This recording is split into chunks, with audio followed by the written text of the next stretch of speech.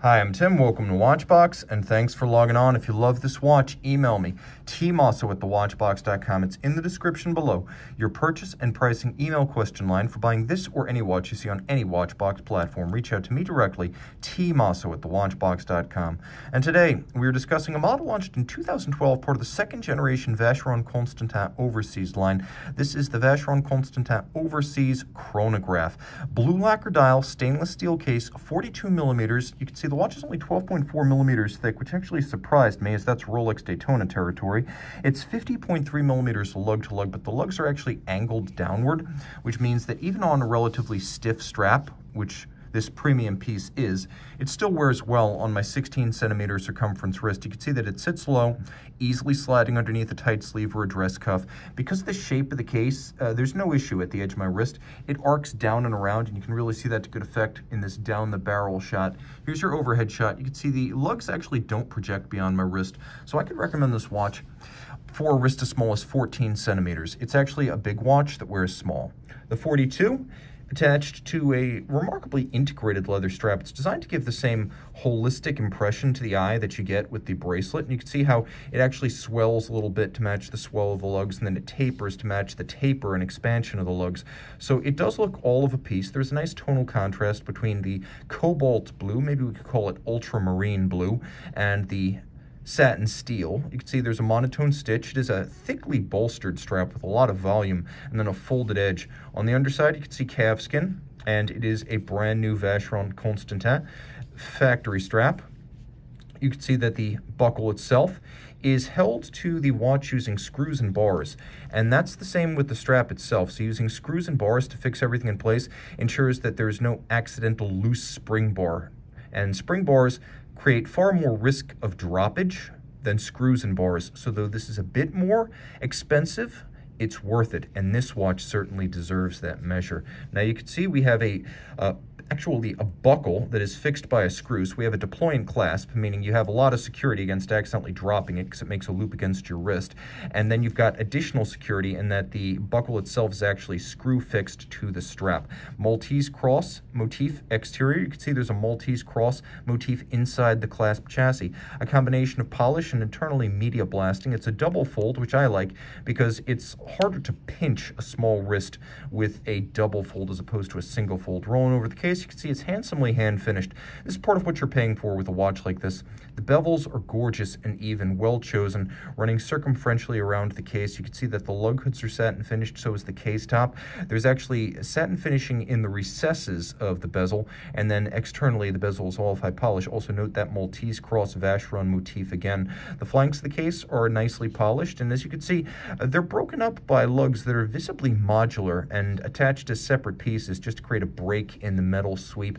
On the crown side, you can see everything is screw down. The watch is 150 meters water resistant. You've got that Maltese cross motif on the crown once more, and then a lovely slash cut knurling that is obliquely a reference to the same logo.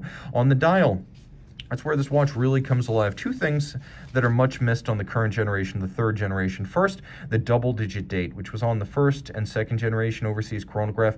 That was much loved and distinctive of the line, and we miss that today, even as we appreciate the new watch. This one has a more attractive dial.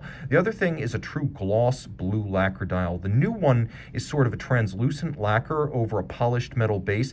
It doesn't have the same quite wet paint look that this one has. So this is really glossy, gleaming, and bottomless to the eye.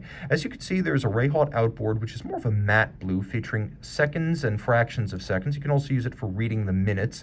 And then inboard, you can see that there are 3 sub-registers. By the way, all the hands and indices, as well as the logo, are white gold to resist tarnishing and oxidation over time. There's a polished chapter ring for each of the registers, which is an upscale and much appreciated refinement. As you can see, there's some calculated asymmetry with the chronograph register over at 3 o'clock, deliberately made larger to make it easier to read the minutes, as the minutes are more urgent to read while operating a chronograph than, say, the hours. The minutes tend to need to be read precisely, so a bigger register made sense. You could also see at the turn of the minute that the chronograph jumper is semi-instantaneous. Now, one feature you might miss if you don't look carefully is that the chronograph hands, the seconds, the minutes, and the hours, they're actually brushed metal, whereas the hour and minute hands are of high polish. Now, the watch does have a quick set for the double-digit date, though it does not have a hacking system. That is possibly the only one omission, as this is a Frédéric Piguet 1185 movement doing business. It's the Vacheron Constantin 1137. Let's roll over to the reverse side, take a look at the case back. It's attractive. Now, the watch has a soft iron paramagnetic inner cage, much like a Milgauss, which means, let me see if I can get a better angle. There we go. So it has a solid iron cage around the movement, which helps it to attain 25,000 ampere per meter anti-magnetic quality, which means, remember, the ISO 764 for an anti-magnetic watch is 4,800 ampere per meter, so 25,000 is quite a bit beyond that. You have the image of the Italian naval training vessel, Amerigo Vespucci, on the reverse side. That was the image basis for the ship. And then 3 different types of finish moving inboard. You can see that there is a concentric circular brushing pattern on the outer case back. There is a radial lapping machine pattern, and then you can see high polish used for the waves and the ship, with a lovely 4th finish, the chiseled sky behind.